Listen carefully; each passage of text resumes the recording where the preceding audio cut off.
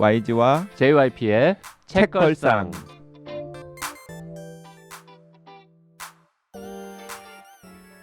책에 관한 걸쭉하고 상큼한 이야기 YG와 JYP의 책걸상이 찾아왔습니다. YG 강량구입니다. JYP 박재영입니다.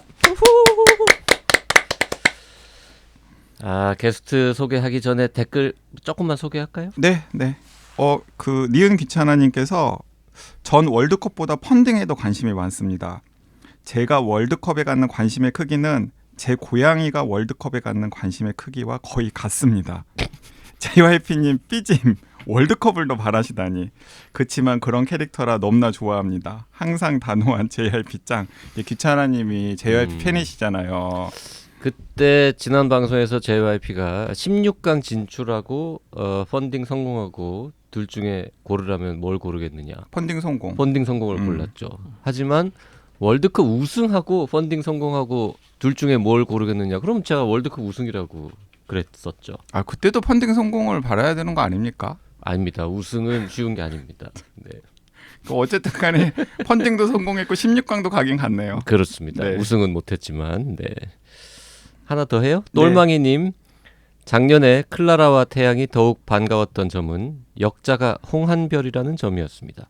믿고 읽는 번역이라 그런지 가독성도 굉장히 좋아서 책장이 빨리 넘어갔지만 빨리 읽을 이야기가 아니라 문장 하나하나를 되새기며 읽었습니다.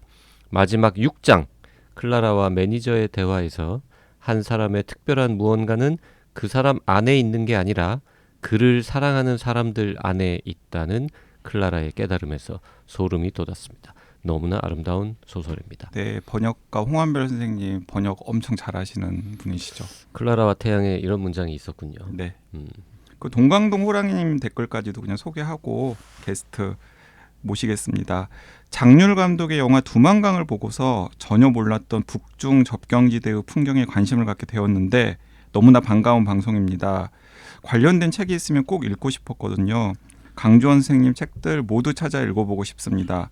방송 듣던 중에 댓글 남깁니다. 그런데 너무 흥미로운 주제라 그런지 오늘 방송에서 유독 오디오가 물리는 느낌이 많이 드는데요. 두 MC께서는 게스트를 위해서 한 발자국씩만 뒤로 물러나 주시길 바랍니다. 네. 오디오가 물리는 주범은 주로 YG죠. 그래서 오늘은 제가 게스트 모신 다음에 입 꼭 닫고 있으려고요. 오늘 강의식으로. 일부러 입을 꾹 닫는 게 아니라 아마 아는 게 없어가지고 말을 못할 걸? 아니 그래도 JYP보다는 제가 JYP보다는 나을 것 같습니다. 좀 아는 게 많을 것 같은데요. 오늘 JYP 상당히 걱정됩니다. 지난 6년간 지금 591회 녹음하고 있는데 지금까지 읽은 모든 책 중에서 정말 내용을 이해하지 못하고 읽은 책이 되겠습니다. 아니죠. 더 모르고 읽은 책도 있었나? 네, 정재영 교수 모시고 했던 뭐 우주 이런 거. 예. 그건 그래도 이렇게 약간 상상이라도 되지. 오늘 거는 그냥 모르겠던데. 아니 삼성전자 주식 없으세요? 삼성전자 주식이 있다고 알 수 있는 내용이 아니던데 이거는. 아니 그럼 삼성전자 주식은 뭘 믿고 가지고 있는 거예요? 뭘 알고? 남들이 다 갖고 있어야 된다길래. 네, 지금 감 잡으신 분들도 있으실 것 같은데 시즌4 막방 바로 직전 방송은 정말 특별한 책과 특별한 게스트를 모셨는데요. 최근에 반도체 삼국지라는 책을 내셔서 화제가 되고 계시는 성균관대학교 권석준 교수님을 모셨습니다. 어서 오십시오. 예, 안녕하십니까? 네. 권석준 교수님. 네. 일단 그렇게 유명한 분은 아니니까. 그렇습니다. 네. 이제 유명해지시려고 하시는 분이죠. 최근 조금 유명해지고 있는 분인데. 네.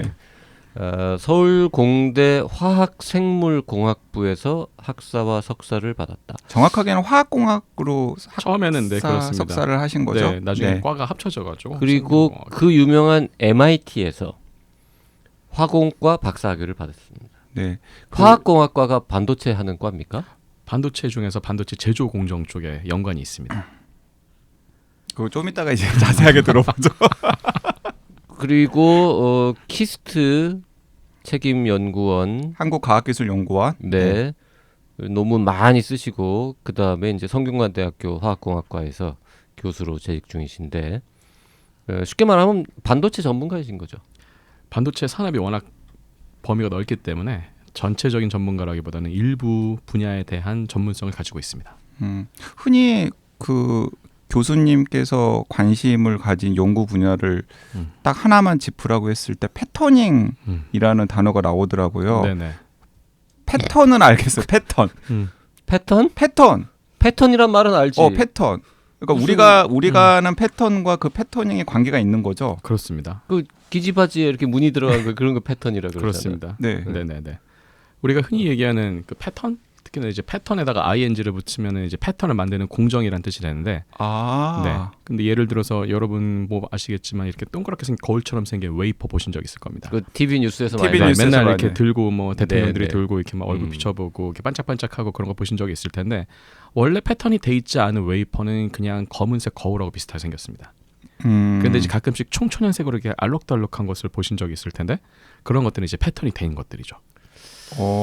그런데 이제 패턴이 됐다는 거는 다시 말하면 아까 이제 기지바지, 뭐 골덴바지 이런 말씀하셨는데, 그 굉장히 중요한 패턴 중에 하나입니다. 특히나 이제 우리가 밭을 갈 때 밭 고랑 있고 이랑 있고 그렇잖아요. 웨이퍼 표면 위에도 아주 작은 밭 고랑과 이랑을 만든다 생각하시면 됩니다. 근데 그 작은 정도의 크기가 예를 들어서 고랑하고 이랑의 폭이 수십 나노미터밖에 안 되는. 근데 이 나노미터라는 거는 마이크로미터를 1000분의 1을 만든 거고, 마이크로미터는 밀리미터를 또 1000분의 1을 만든 거니까 우리가 흔히 생각하는 샤프심을 한 100만 분의 1로 쪼갰다. 이렇게 생각하시면 되겠습니다. 그러니까 샤프심을 100만 분의 1로 쪼갠 밭 고랑의 무늬들이 이제 그런 무늬들과 비슷한 무늬들이 웨이퍼 표면 위에 굉장히 아주 오밀조밀하게 새겨져 있는 건데, 어떤 것들은 그런 패턴들이 연결되게 만드는 것도 있고, 어떤 것들은 그런 패턴들이 또 교차되게 만드는 경우도 있고. 근데 그렇게 만들고 합치고 교차되는 것들은 그 패턴들을 기반으로 하는 소자를 만들기 위해서 그런 거거든요. 아, 지금 청취자분들이 오늘은 그만 들어야겠다라고 걱정하실 우려가 있기 때문에. 그러니까 단순하게 이야기를 하면 그 웨이퍼의 패터닝이라는 걸 해야 우리가 흔히 말하는 반도체라는 게 만들어지는 거군요. 그렇습니다. 더 정확하게 말씀드리면 그 패턴을 만든다는 것은 그 아주 작은 스케일의 트랜지스터의 전극을 만든다. 이렇게 생각하시면 되겠습니다. 트랜지스터에 전류를 흘려보내야 되잖아요. 그런데 우리가 흔히 회로를 만들 때는 전선들을 연결해갖고 전구에다가 전류를 흘려서 불을 뭐 붙인다 이런 개념을 여러분이 들어보셨을 텐데, 반도체에서는 전류가 흘렀다가 흐르지 않았다가 흘렀다가 흐르지 않았다가 하는 그런 것들 이제 우리가 스위치 온 오프라고 합니다. 말 그대로 이렇게 전구에 불이 들어오게 하고 뭐 말게 하고 이런 식의 스위칭이라 그러는데, 그런 것들을 굉장히 미세하게 그리고 정밀하게 조절함으로써 신호가 어떤 특정한 소재에 들어갔다가 안 들어갔다가 하는 것들을 만들어낼 수가 있는데, 그런 것들이 대부분 지금 이제 트랜지스터라는 소자를 가지고서 신호를 처리하게 되는데, 문제는 그런 트랜지스터를 아주 조그만 영역에 수억 개에서 수십억 개를 엄청나게 집약시켜야 된다는 게 중요한 겁니다.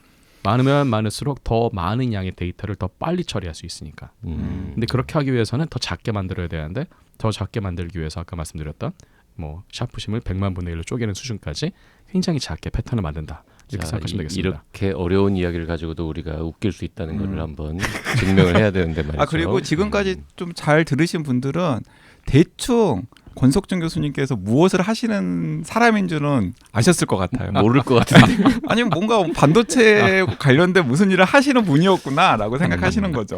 자, 일단 책 얘기를 하기에 앞서서 네네. 특히 이제 반도체 전문가면 네네. 반도체 회사에 들어가면은 돈 많이 받지 않습니까? 아, 그렇습니다. 교수 하는 것보다는 훨씬 연봉이 높을 텐데요. 그렇습니다. 근데 못 들어갔어요? 안 들어갔어요? 뭐 둘 다일 것 같다는 생각이 듭니다. 아니 MIT에서 박사를 받으시고 네네. 이제 한국으로 귀국하실 때 나 한번 삼성전자 같은 회사에 들어가서 승부를 걸어봐야겠다 이런 유혹을 느끼지 않으셨어요? 제안을 받았던지. 뭐 더 자세한 내막을 밝힐 수는 없습니다만은, 예를 들어서 뭐 저랑 같이 수학했던 분들 중에 이미 지금 삼성에 임원으로 계시는 분들도 계시고, 하이닉스 임원으로 계시는 분들도 계시고, 아니면 이제 뭐 지금 임원으로 계시는 분들이 권 박사님보다 공부 못했죠? 아닙니다. 그거 전혀 상관이 없이 각자의 전문성이 있기 때문에. 왠지 못했을 것 같은데. 아닙니다. 그리고 회사에서는 공부를 잘하는 사람을 원하지 않습니다. 부가가치를 새로 창출할 수 있는 아이디어를 가진 사람들, 그걸 추진할 수 있는 사람들을 원합니다. 근데 사실은 공학 자체가 약간 돈을 만들어내는 그렇습니다. 학문이잖아요. 그런데 이제 공학자들이 이론에만 파묻혀 있다든지 공부만 열심히 한다든지 하면 회사에서는 별로 좋아하지 않는 것이죠. 아무튼 네. 맘만 먹었으면은 회사에 들어가서 지금보다 한 10배 이상 많은 연봉을 그렇지만 이제 받으셨을 뭐 텐데. 굉장히 식상한 이야기입니다만 인생에서 돈이 전부는 아니니까요. 오히려 이제 후학을 양성하거나 저는 조금 더 기초적인 그리고 사람들이 잘 이해를 하지 못하는 좀 미스테리한 현상들, 우리가 이해하지 못하는 현상들을 조금 더 파고들면은 나중에 여기서 더 승부를 볼 만한 새로운 혁신적인 기술들이 나오지 않을까 하는 좀 약간 과대망상을 가지고 있었습니다. 방송용 멘트 말고. 네네. 실제로도 둘, 그랬고. 둘 중에 하나일 것 같습니다. 네네. 집에 돈이 좀 원래 많거나 아니면 내 노벨상 같은 거 한번 받아보겠다. 30대 초반에는 노벨상 욕심도 있었습니다. 그렇지만 이제 제가 그 수준이 안 된다는 걸 진작에 깨달았고, 다만 그래도 꼭 노벨상을 받기 위해서 연구하는 건 아니고 하다 보면 또 운이 좋으면 노벨상도 받을 수 있는 거지만 꼭 노벨상이 아니더라도 재미난 연구, 흥미로운 연구를 하다 보면은 또 어떻게 보면 소우 뒷걸음질 치다가 쥐를 밟을 수 있는 것처럼 또 재미난 현상들이 생길 수 있는 거니까. 집에 큰 돈은 없지만 그렇습니다. 연구가 좋아서.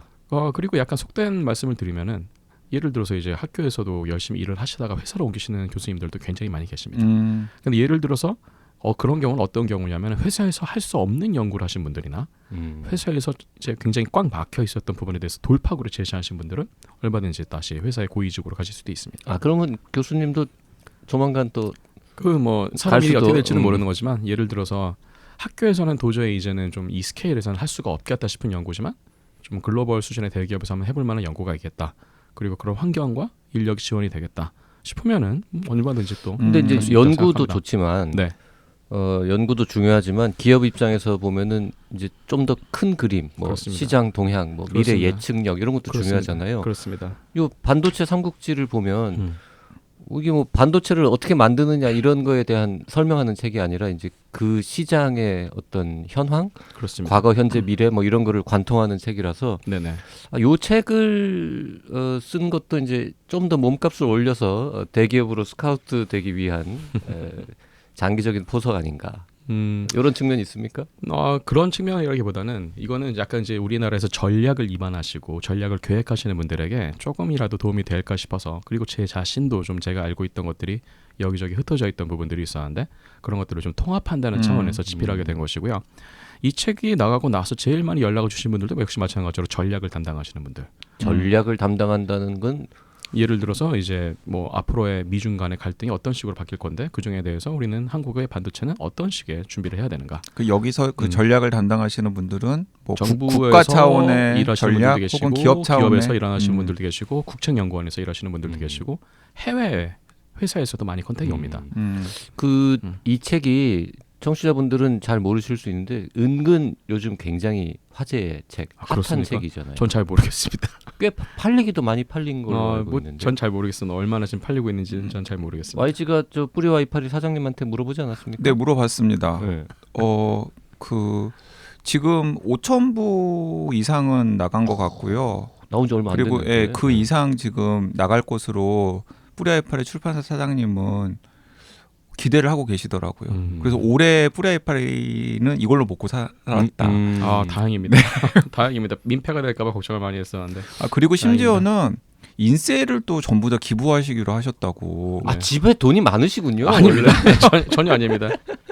그래서 그 방송에 모신다고 하니까 이 얘기 꼭 방송에서 해달라고 뿌리아이파리 사장님께서 막 약간 감동받으셨더라고요. 어디다가 기부해요? 저는 주로 이제 그 어린이 환자들 다루는 재단하고요. 그다음에 그 청년들 중에서 고아원에서 이제 성년이 돼서 나와야 되는 청년들 자립하는. 근데 이 책이 5,000부 정도 팔렸으니까 아직은 안 아깝겠지만 갑자기 10,000부, 100,000부, 200,000부 이렇게 나가면 좀 아깝지 않을까요? 인간적으로 그런 마음이 들겠습니다만 실제로 그렇게 나갈 수 있다면 저는 돈보다도 이제 그렇게 영향력이 확장된다는 차원에서 더 도움이 될 거라고 생각하기 때문에. 정말 속물스러운 두 MC와 정말 우아하신 교수님 아닙니다. 방송을 하고 있고. 아닙니다. 10만 부씩 나가실 가능성 없다고 생각합니다. 근데 이거 외국에 팔아야 되는 책이라고 저는 생각합니다. 기회가 된다면 저는 그런 번역 제안이 들어올 거라고 저는 생각하고 있습니다. 이거는 이제 차차 얘기하겠지만 이름은 반도체 삼국지지만 사실은 사국지던데요. 사국지라고 하면 이상하니까 지금 삼국지라고 이름을 그 붙이셨는데 반도체 삼국지의 삼국은 한중일인데 네. 미국이 빠져 미국이 있으니까. 근데 사실 미국 얘기도 많이 있으니까요. 네네네. 반도체 사국지고 그러니까 굳이 따지면 오국지예요. 또 대만까지. 대만이라고 아, 하는 대만. 또 나라가 있으니까. 오국지 뭐 오겹살도 아니고 좀 이상하니까 네네. 삼국지. 이 제목은 누가 정했습니까? 아 제목은 제가 정했습니다. 처음부터 네네. 반도체 삼국지. 네네. 아, 감 좋으신데. 그 아닙니다. 반도체 삼국지라고 하는 그 표현을 쓰셨어요. 페이스북에서 이 책의 초고라고 할 만한 단상들을 여러 차례 올리셨거든요. 그래서 제가 원래 저는 권석준 교수님이랑 연이 있었는데 권 교수님께 이거 그냥 페이스북이나 혹은 인터넷에만 올려놓지 말고 묶어가지고 책으로 한번 내면 굉장히 화제가 될 수 있을 것 같다. 그리고 인터넷을 통해서 연결되지 않은 분들에게도 책이 닿을 가능성이 있으니까 책을 내보시라고 제가 권해드렸거든요. 책 권한 사람이 YG입니까? 책 내라고? 저를 이런 출판의 이 업계로 인도하신 분이 YG이십니다. 오, 그 실제로 YG가 자꾸 이렇게 권유하고 막 부추겨서 저는 뭐 전혀 출판이나 이런 거하고는 거리가 그러면 멀 걸 생각했는데 인쇄를 전액 거기 아이들한테 기부할 게 아니라 그 중에 일부는 저 YG한테 그 차도 좀 줘야 좋은 되는 수를 좀 이제 한번 사드리려고 작정하고 있습니다. 예. 그 지금 수준에서는 좋은 술로 만족할 텐데 음. 막 10만 보, 100만 보 이렇게 나가면 저도 좀 약간 사심이 들 것 같습니다. 근데 이 책은 어쨌든 그 뭐 삼국지든 사국지든 오국지든 간에 전 세계 반도체 시장에 지금 지형 지물을 쫙 펼쳐놓은 거라서 전 세계에서 반도체 관련 비즈니스에 종사하는 사람 뭐 수십만 수백만 될 거 아니에요. 미국에서도 비슷한 시기에 이제 비슷한 책이 한 권 나왔는데 그 칩 워라는 책이 나왔습니다. 네, 칩 그래서- 워. 그래서 이제 그 책을 제가 뭐 이제 구해서 읽어봤는데 그 책은 아무래도 이제 좀 그 미디어에 계신 분이 기자분이 쓰신 책이다 보니까 비전문가. 전반적으로 이제 파악은 잘 하셨는데 좀 더 디테일하게 들어가서 디테일한 기술들이 어떤 의미를 갖는지, 그러니까 기술 외적으로는 어떤 의미를 갖는지를 좀 파악하는 면에서는 좀 아쉬운 부분이 보이더라고요. 그러니까 칩워 같은 책은 강량구 같은 사람이 쓴 건데 아닙니다. 이제 그런 책들도 반도체 네. 삼국지는 네. 반도체 과학자인 권석준이 썼다. 이런 또 자부심. 또 자- 네네. 그런데 이제 이게 또 너무 스컵이 좁아지면은 그만큼 또 너무 이제 독자층이 제한이 되고 그렇다고 또 너무 스컵을 넓게 가버리면 정보의 밀도가 떨어지니까 둘 사이에서 균형을 잡는 것은 굉장히 어려운 일일 것이라 생각합니다. 이 책은 일단 저처럼 이 공학에 대해서 전혀 모르는 사람이 읽어도 일단 재밌었습니다. 네. 왜냐하면 감사합니다. 삼국지처럼 진짜로 막 이놈저놈 싸우는 얘기인데 그게 정말 뭐라 그럴까요? 격변? 그 자체. 정말 대한민국은 어쩌다가 이렇게 반도체 강국이 되었는지 또 일본은 그렇게 잘 나갔는데 요새 왜 저러고 있는지 대만은 또 어쩌다가 저렇게 됐는지 그리고 중국은 맨날 뭐 쫓아온다는데 뭐 쟤네가 정말 어디까지 온 것인지 그리고 뭐 말해 뭐 하겠습니까만 모든 면에서 하여튼 제일 잘 나가는 미국은 여기에서 어떻게 하다가 또 이렇게 엎치락뒤치락 뭐 하여튼 그 모든 궁금증이 일단은 웬만큼은 다 해결이 되는데 다행입니다. 다 해결되지 않는 이유는 디테일을 몰라 이해를 잘 못하겠어. 그래서 일단 반알못들을 위해서 네. 반도체는 도대체 뭐 하는 겁니까? 아니 아까 그 처음에 쭉 설명했던 게 반도체라는 게 어떤 아니, 원리로 작동하는 아니, 원리는 나도 이거 보세요. 지금 컨덕터, 세미컨덕터 이거 알아요. 이거 도체와 그 부도체와 반도체가 있다. 그건 다 뭐 중학생 때 배우는 거고. 근데 이게 반만 도체라는 뜻이잖아요. 네네. 반도체는. 네네. 그게 반도체가 왜 의미가 있는 거예요, 세상에서? 지금 말씀하신 것처럼 원래는 세상의 모든 물질은 원래 그냥 기본적으로는 도체하고 부도체로 구분이 되는데 네. 세마이컨덕터로 해서 이제 반도체라고 하는 까닭은 조건에 따라서는 도체가 됐다가 어떤 조건에서는 부도체가 됐다가 하는 성질을 가지고 있기 그러니까 때문에 조건에 따라서 전기가 흘렀다가 전기가 흐르지 않는다라는 거죠. 그렇습니다. 네. 이건 마치 그런 거랑 비슷한 건데 어떤 파이프가 있는데 좀 말랑말랑한 파이프를 생각해 보시고 그 파이프를 둘러싸고 있는 밧줄을 생각해 보시면 됩니다. 우리가 밧줄을 좀 느슨하게 해놓으면 물이 잘 흐르다가 밧줄을 꽉 조이면 물이 안 흐르죠. 그러면 그 밧줄을 조이는 정도를 우리가 적당히 컨트롤하면 필요할 때마다 물을 흘렸다가 멈췄다가 할 수 있을 겁니다. 그러니까 제가 궁금한 건 그렇게 네. 전기가 네. 흘렀다가 안 흘렀다 하는 게 무슨 의미가 있냐는 거예요. 전기가 흐르면 신호가 1이 되고요. 전기가 흐르지 않으면 신호가 0이 되는데 세상의 모든 전기 신호는 다 디지털 신호가 될 수 있잖아요. 네. 0 아니면 1. 그러면 네. 반도체에 전기를 흘렸다 안 흘렸다 흘렸다 안 흘렸다를 무수히 반복하는 게 말하자면 이진법으로 그렇습니다. 숫자를 보내는 거예요. 그렇습니다. 지금 음, 우리가 음. 나누고 있는 모든 음성, 이미지, 데이터, 이런 음악이나 모든 디지털 신호로 바꿀 수 있는 것들은 다 기본적으로는 이진법으로 표시할 수 있죠. 그렇게 110, 되면은 110, 네. 01, 01. 그럼 이제 그런 1하고 0을 어떻게 정기적으로 구분할 거냐는 건데 가장 단순한 방법이 전기가 흐르면 1, 전기가 흐르지 않으면 0 이렇게 만드는 거죠. 근데 채널 하나라 해서 그렇게 이진법 신호를 놓을 수 있고 채널 두 개에서 하나에 또 놓을 수 있으면 1하고 1이 동시에 들어오면 참, 1하고 0이 동시에 들어오면 뭐 false 이런 식으로 또 논리 구조를 만들 수가 있습니다. 그리고 거기에다가 굉장히 또 다양한 그런 논리 구조들을 또 같이 결합시키면 더 고급 기능들을 만들어낼 수 있습니다. 곱하기, 더하기, 그 다음에 나중에 더 많이 해보면 미분, 적분까지도 할 수 있는 거죠. 근데 이러한 기본적인 많은 기능들을 하려고 그러면 그만큼 많은 소자가 필요할 거 아니겠습니까? 스위치도 많이 필요하고 채널도 많이 필요하고 그러면 얘네들을 우리가 만약에 이렇게 거대한 방만한 구조로 만든다 그러면은 이 만드는 거에 있어서는 큰 문제는 아닐 겁니다. 그냥 사람들 동원해갖고 많은 사람들이 조립식 하는 식으로 마치 이제 블럭 쌓듯이 만들면 될 텐데 이런 큰 것들을 우리가 들고 다닐 수가 없잖아요. 네. 그래서 굉장히 작게 만들어야 되다 보니까 그러면은 채널, 그러니까 이런 전선, 이런 폭도 굉장히 작아야 될 것이고 스위치 형태도 굉장히 작아야 될 것이고 무엇보다도 굉장히 얇게 만들어야 됩니다. 그렇게 하다 보니까 그러니까 이제 이런 칩을 설계하는 설계도 자체는 예전과 지금이 큰 차이는 없습니다. 그런데 이것을 작게 만드는 공정이 어느 순간부터는 굉장히 어려운 공정 기술이 된 거죠. 그러면 이런 겁니까? 이제 새끼 손톱만 한 어떤 칩 반도체가 있다. 그럼 요 안에 방이 한 뭐 수억 개 들어 있다. 그렇습니다. 정확합니다. 그런 거예요. 그렇습니다. 반도체는. 그렇습니다. 그래서 그 수억 개의 방에 수억 개의 스위치가 있는데 네. 불이 어딘가에 막 이렇게 들어오고 안 들어오고를 이렇게 하면은 그 방 하나하나가 네. 01, 01 네. 이런 식으로 근데 표시가 이러한 되는 구조 거죠. 자체를 처음 생각한 사람은 찰스 베비지라는 사람입니다. 베빗 찰스 베비지. 베비지 예, 영국의 과학자인데요. 이분이 살았던 시기는 이제 19세기다 보니까 지금 같은 이런 트랜지스터도 없고 뭐 이런 전기 회로 개념도 없는데 이것을 예를 들어 가지고 이제 차분 기관이라 그래서 마치 이제 증기 기관을 주요 동력으로 삼아 가지고 이제 스팀으로 이제 돌아가게 하는. 근데 굉장히 정교한 기계를 만들었는데 너무 정교하다 보니까 이분이 평생을 바쳐도 다 완성하지는 못했어요. 근데 그 개념 자체는 지금 우리가 쓰고 있는 아까 뭐 수억 개의 방으로 연결되어 있는 스위치를 말씀하셨는데 크게 차이가 나지 않습니다. 거의 똑같습니다.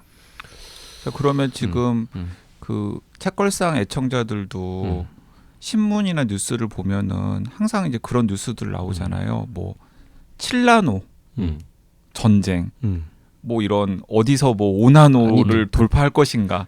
그 전에 여쭤봐야 될 게 웨이퍼인 것 같아요. 웨이퍼. 네네. 웨이퍼는 원래 이제 웨하스잖아요. 네네. 같은 단어 아닙니까? 그렇습니다. 웨이퍼를 일본식으로 바라보면 웨하스가 되는 거죠. 네. 그 이제 웨하스라는 과자는 얇은 그 과자 뭐라 그래야 돼요? 하여튼 얇은 그렇습니다. 과자가 여러 개 겹쳐져 있고 그렇습니다. 사이사이에 크림 그렇습니다. 들어 있고 이런 건데 그렇습니다.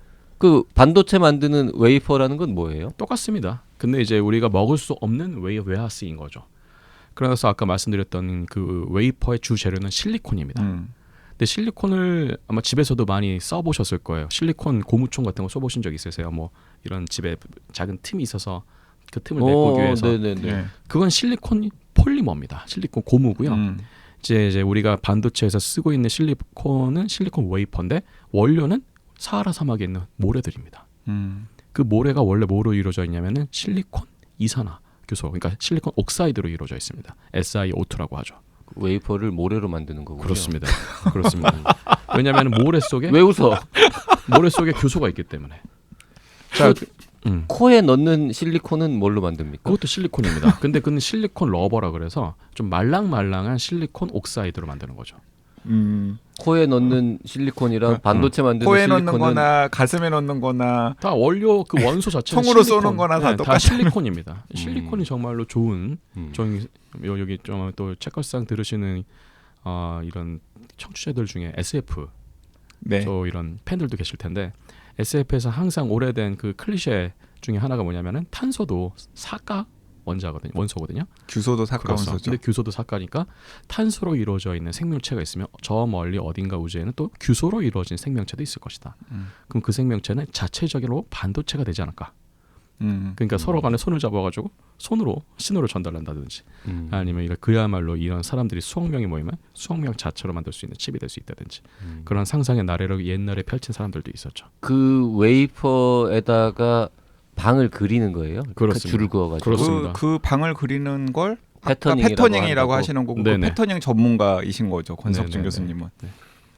그 패터닝이라고 하는 게 그냥 무조건 가늘게 선 그어서 촘촘하게 나누기만 하면은 네네. 그러면은 패터닝 전문가는 사실 필요 없을 거잖아요. 그렇습니다. 그럼 이 패턴도 그림을 그리는 방식이 또 다양한 겁니까? 그렇습니다. 사실은 그래서 그런 어떤 방을 어떻게 그릴 것이고 어디에서 만나게 할 것이고 어디에서 분기가 되게 할 것이냐.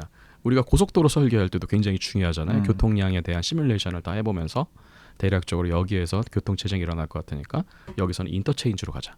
여기서는 분기로 가자. 이런 개념들을 우리가 다 설계를 하는데 반도체 칩에서도 사실 마찬가지입니다. 어디선가는 항상 병목 현상이 생기고 어디에서는 굉장히 많은 전력이 소모되고 그래서 이제 그런 칩을 애초에 잘 설계하는 기업들을 우리가 팹리스 업체라고 합니다. 팹이 없이 설계만 열심히 할 수 있는 전문적인 팹이 뭐예요? 팹이라는 것은 만들어내는 제조 공정입니다. 그러니까 패브리케이션 뭐 예, 이런 그렇습니다. 예. 근데 그 팹이 없이 설계만 하는 전문적인 기업이 있는데 그 기업에서 제일 잘하는 것이 뭐냐면은 아까 말씀하셨던 방을 어떤 식으로 배치할 거고 방의 그러면 크기를 어떻게 할 것이냐. 큰 방도 있고 작은 방도 있고 그렇습니다. 동그란 방도 있고 그렇습니다. 삼각형 방도 있고 그렇습니다. 이런 식이겠네요. 더 중요한 건 방하고 방 사이의 연결을 어떻게 할 것이냐가 더 중요합니다. 어떤 방은 네. 사방에 문이 있고 그렇습니다. 어떤 방은 문이 하나고 그래서 이런 이제 식으로. 영화 큐브 같은 거 생각하시면 됩니다. 그래서 이제 뭐 보통 이제 큐브들이 다 연결되게 할 수도 있고 어떤 거는 한 방향으로만 연결되게 할 수도 있고 어떤 것들은 큐브들이 합쳐질 수도 있고 어떤 것들은 나눠질 수도 있고. 근데 그런 설계만 하는 기업들을 팹리스 기업이라고 방금 말씀하셨는데 그 청취자들이 알만한 기업들 중에서 대표적인 팹리스 기업들 몇 개 예만 들어주시죠. 아마 우리 지금 들으시는 분들이 다 굉장히 잘 아시는 대표적인 팹리스 기업이 구글 구글이요? 그리고 애플, 애플, AMD, AMD, 퀄컴, 최근에는 아마존, 메타, 심지어는 테슬라까지도 있습니다. 왜냐하면 각각 자신들이 만들어내고자 하는 제품에 대해서는 이제는 기성품을 쓸 필요가 없기 때문에 스스로의 목적에 맞는 칩을 설계를 합니다. 근데 이런 회사들은 칩을 만들 필요가 없고 그리고 또 만들기 위해서 설비를 투자하고 싶지도 않아요. 그러니까 이런 것들을 어딘가에서는 만들어줄 수 있는 업체들이 필요하겠죠. 그 설계도를 주면 그대로 찍어주는 회사가 그렇습니다. 따로 있다. 네, 그런 회사들을 우리가 파운드리라 부릅니다. 파운드리. 네네. 네. 이런 파운드리는 설계는 하지 않되 이런 설계를 해준 업체들이 설계들을 갖고 오면은 그것을 이제 요 목적을 최대한 달성할 수 있게끔 공정을 다 설계를 해주고 이 공정에 맞게끔 만들어줍니다. 그 세계에서 가장 점유율이 높은 파운드리 기업이 요즘에 삼성전자 라이벌로 계속 언론에 많이 등장하는 대만의 TSMC입니다. TSMC. 근데 더 정확하게 표현한다면은 TSMC의 라이벌이 삼성전자라고 봐야 되는데 사실은 아직은 체급 차이가 너무 나는 거죠. 삼성전자와 TSMC가 약 3대1 정도의. 그러니까 파운드리는 사실은 대만의 TSMC라고 하는 기업이 다 먹고 있다라고 생각해도 거의 되는 건가요? 그렇습니다. 그렇습니다. 전 세계 점유율의 한 65% 정도니까요. 근데 그 애플이나 구글이나 뭐 퀄컴 뭐 이런 그 팹리스 기업들이 TSMC에 뭘 믿고 수주를 줘요? 예를 들어서 그 설계도를 알잖아요. 네네. 그러면은 그 설계도를 가지고 나도 그러면은 설계를 그래 테슬라가 준 설계도를 보고 막 찍어가지고 현대자동차에 팔 수도 있잖아요. 그렇죠. 그래서 네. 사실은 TSMC의 사원이 뭐냐면 우리는 고객과 경쟁하지 않는다입니다. 그래서 우리는 그야말로 고객이 원하는 칩을 만들어주되 우리가 이 칩을 직접 팔진 않는다. 팔진 않는다. 네, 그래서 이제 TSMC가 창립을 1987년 했는데 지금까지 거의 35년이 다 되도록 TSMC 브랜드 독자 브랜드의 칩을 만든 적이 한 번도 없습니다. 그 이제 저 꼼수의 왕이니까 네, 예를 들어서 네, 현대에서 네. 현대 죄송합니다만 네. 예를 들어서 네. 현대자동차에서 음흠. TSMC에다가 야 테슬라에 주문한 거랑 같은 거 똑같은 거 우리도 만들어줘. 그러면 만들어줘요? 이게 굉장히 이제 그런 생각들을 많이들 하시는데요. 예를 들어서 남들도 하는구나. 네. 당연히 그런 생각들을 많이 하고 실제로 그런 경쟁사에서 다 그렇게 스파이들을 다 항상 보냅니다. 근데 이제 TSMC가 제일 많이 관리하는 것 중에 하나는 뭐냐면은 이게 서로 다른 회사들에서 온 주문들이 서로 절대 같은 공정에서 겹치지 않게 배치합니다. 그래서 다른 회사 공정이 또 A 회사 공정에 B 회사 공정하고 이렇게 겹쳐서 엔지니어들이 서로 간의 어떤 기술 상세를 볼 만한 가능성을 통제를 하고요. 설사 이제 그런 것들을 누군가가 흉내를 내서 만들었다고 하더라도 항상 시장에서는 그것을 리버스 엔지니어링이라 그래서 칩이 나오면은 칩을 처음부터 뜯어가지고 다 역으로 보는 것을 분석을 전문으로 하는 기업들이 있습니다. 근데 예를 들어서 만약에 뭐 H모 회사가 T모 회사에서 만든 자율주행 전용 반도체 칩, TSMC에서 만든 자율주행 전용 반도체 칩을 어떻게든 간에 입수를 해서 이걸 다 뜯어보고 그야말로 나사 풀고 막 볼트 풀고 해갖고 납땜 다 벗겨내고 그제 진짜 그 패턴에 들어가 있는 기판에 들어가 있는 모든 소재들을 다 파악했다고 해서 그걸 그대로 만들면은 시장에서는 누가 봐도 누가 누구 거를 베꼈는지가 금방 드러나게 됩니다. 특허 있을 거 아닙니까? 특허도 있죠.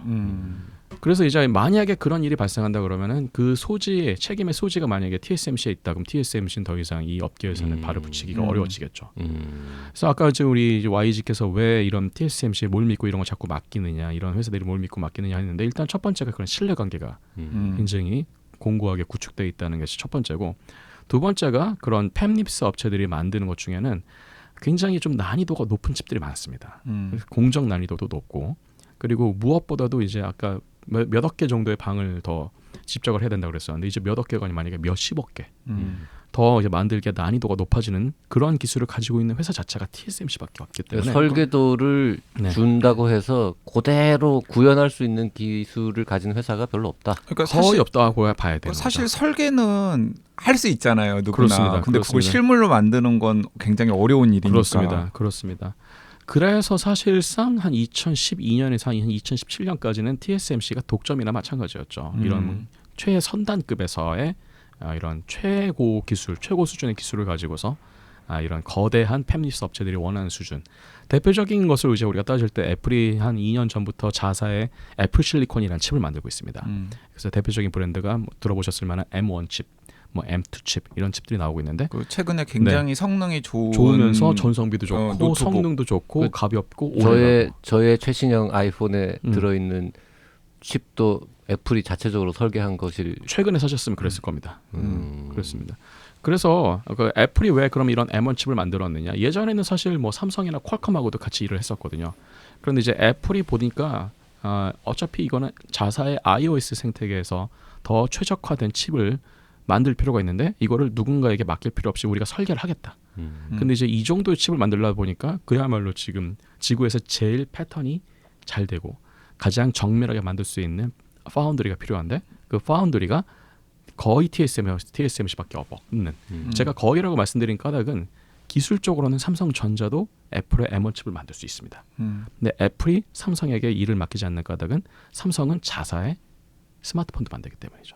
자사의 스마트폰에 들어가는 더 정확히 말씀드리면 AP라고 부르는 우리가 모바일 AP 칩, 그러니까 컴퓨터로 따지면 CPU 역할을 하고 있는 그런 칩을 만들고 있잖아요. 그래서 우리가 흔히 얘기하는 뭐 엑시노스 같은 것들. 그러니까 엑시노스 갤럭시에 들어가는 네네. 그 갤럭시 시리즈에 들어가는 일종의 칩입니다. CPU 같은 칩인데요. 그러니까 이제 애플 입장에서 보면은 아까 걱정하신 뭐 그런 기술이 유출될 수도 있고 그래서 자사의 노하우나 설계 노하우 같은 것들이 언제든지 유출될 수 있으니까 결국은 파운드리만 하는 TSMC에게 물건을 맡겨놓은 것이 가장 합리적인 방식이다라고 생각했을 겁니다. 그 TSMC의 파운드리 사업이 워낙에 잘 나가니까 삼성전자가 이제 계속해서 따라가 보려고 하잖아요. 네네네. 근데 삼성전자 입장에서는 방금 공 교수님께서 말씀하신 걸 들어보면 약간 근본적인 좀 한계나 장애 요인이 있군요. 네, 어쩔 수 없습니다. 그래서 만약에 삼성전자가 지금의 메모리 반도체 일변도를 벗어나서 시스템 반도체 그리고 더 나아가서는 이제 AI, 뭐 그러니까 인공지능 전용 반도체랄지 더 고급 보고 가치가 있는 그런 반도체를 만들고 싶으면은 파운드리 사업 분야를 인적 분할, 물적 분할을 해야 된다라는 목소리들이 많이 나오고 있습니다. 그러니까 아예 다른 회사로 분리를 해야 된다. 그렇죠. 근데 이제 삼성전자 입장에서는 아직까지는 그럴 계획이 없는 것이고 또 그럴 만한 이유가 다 납득이 됩니다. 왜냐하면 기본적으로 파운드리 사업은 다른 메모리 반도체 사업에 비해서 훨씬 초기 자본 투자 비율이 높습니다. 그러니까 더 많은 자본을 쏟아부어야 되는데 지금 파운드리는 아직은 자가 발전할 수 있는 상황은 아닙니다. 삼성전자가. 그만큼 많은 돈을 쏟아부었지만 아직은 TSMC에 비해서 시장 점유율이 떨어지고 있는 상태고 고객을 충분히 확보하지 못하고 있기 때문에 자가 발전할 수 있는 데까지는 아직은 이제 삼성전자 내부에서 이것을 품고 있어야 되고 사실 삼성전자 내부에서도 그래서 이 파운드리를 언제까지 품고 있어야 되느냐 이런 부분에 대해서 좀 논의들이 많이 있는 것으로 알고 있습니다. 자, 팹리스 회사가 있고 네. 파운드리 회사가 있어요. 네네. 또 다른 반도체 회사는 뭐 하는 회사가 있습니까? 이제 그 중간을 이어주는 디자인 하우스라는 업체들도 있을 수 있습니다. 그래서 디자인 하우스는 팹리스하고 파운드리를 엮어주는 일종의 계면 활성제 같은 역할을 한다 생각하시면 됩니다. 계면 활성제는 계면 활성제 비유 안 좋은 것 같아요. 계면 활성제는 계면 활성제? 샴푸 이런 거? 그렇습니다. 근데 보통은 기름하고 물이 섞이지 않잖아요. 네. 근데 이제 우리 몸에 있는 때들은 대부분 다 기름 성분입니다. 네. 근데 샤워를 했으면은 이론적으로는 떨어져 나가면 안 되겠죠. 왜냐면 물에 안 녹으니까. 네. 근데 어떻게 떨어져 나갈까요? 샤워할 때. 우리가 샴푸나 비누를 쓰니까. 그렇습니다. 계면 활성제에는 물을 좋아하는 성분하고 기름을 좋아하는 성분이 동시에 있습니다. 그러면 물을 좋아하는 성분은 물을 좋아하는 성분끼리, 그리고 기름을 좋아하는 성분들은 때를 주변을 둘러싸고 있겠죠.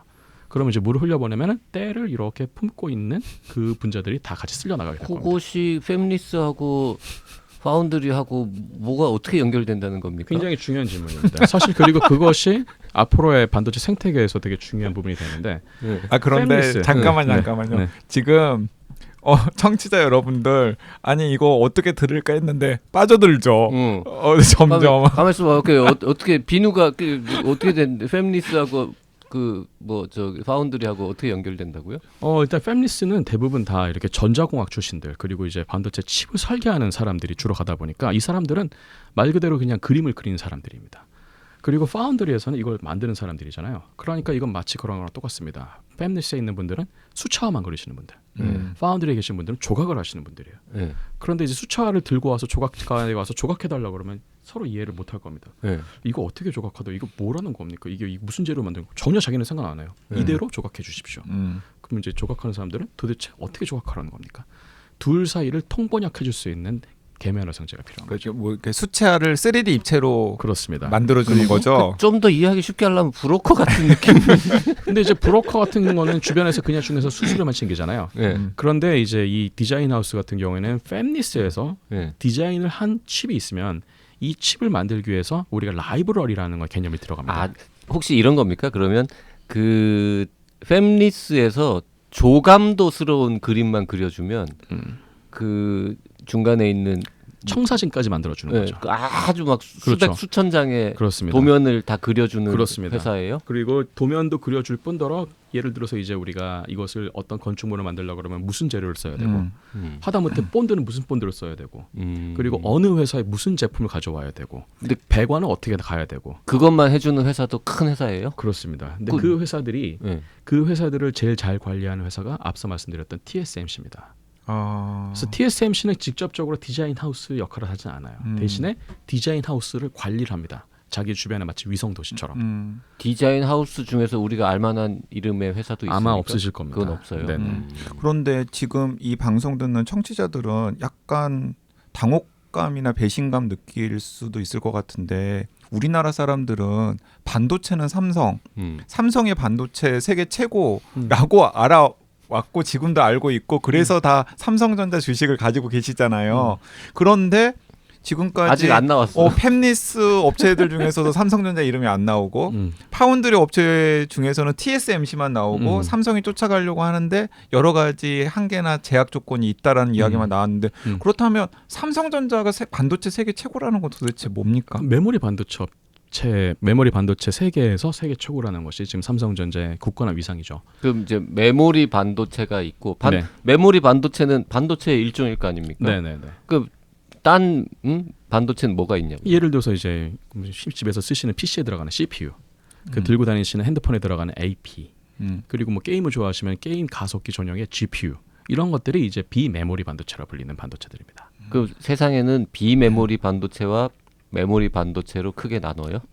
크게 보면 그렇게 볼 수 있습니다. 그다음에 비메모리 반도체 중에서 시스템 반도체가 따로 있고 그다음에 범용 반도체가 또 따로 있고 그렇습니다.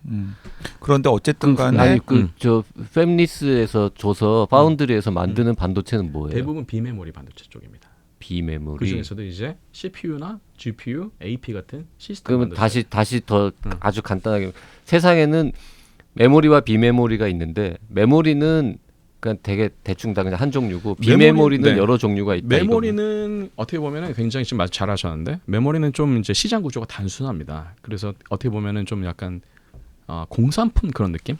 그러니까 좀 이제 기성복 이런 느낌이라고 그런다면 시스템 반도체는 약간 맞춤형이라고 보시면 됩니다. 그러면 부가가치가 시스템 반도체가 훨씬 높겠네요. 그렇습니다. 근데 메모리가 여전히 사업이 중요한 이유 중에 하나는 뭐냐면은 메모리는 그야말로 정보를 저장하는 용도잖아요.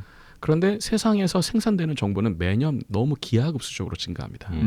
그러니까 이 저장을 어딘가에는 해야 되기 때문에 메모리 반도체는 그야말로 소모품처럼 계속 수요가 증가하는. 그래서 삼성이나 하이닉스 그리고 뭐 우리가 흔히 마이크론 같은 이제 업체들이 세계 3강을 이루고 있다는 얘기를 하는데 이런 업체들이 메모리 반도체 사업을 놓을 수 없는 이유는 수요는 계속 증가하기 때문에 그리고 없으면 난리가 나기 때문에 하는 이제 이런 메모리 반도체 사업 분야에서는 그래서 삼성이나 하이닉스 같은 한국의 기업들이 점유율이 높은 그 부분은 굉장히 우리로서는 그나마 다행이다라고 볼 수 있는 부분이죠. 그런데 최근 들어서 수요도 굉장히 늘어나고 있고 활용도도 늘어나고 있고 따져보고 보면 장사를 했을 때 이문도 더 많이 남는 시스템 반도체 부문 같은 경우에는 삼성이 아직 명함을 내밀 정도가 아닙니다. 명함은 이제 충분히 내미는 상황이 됐는데 네. 워낙에 TSMC의 아성이 높다 보니까 그 아성을 깨트리기가 쉽지는 않다는 얘기죠.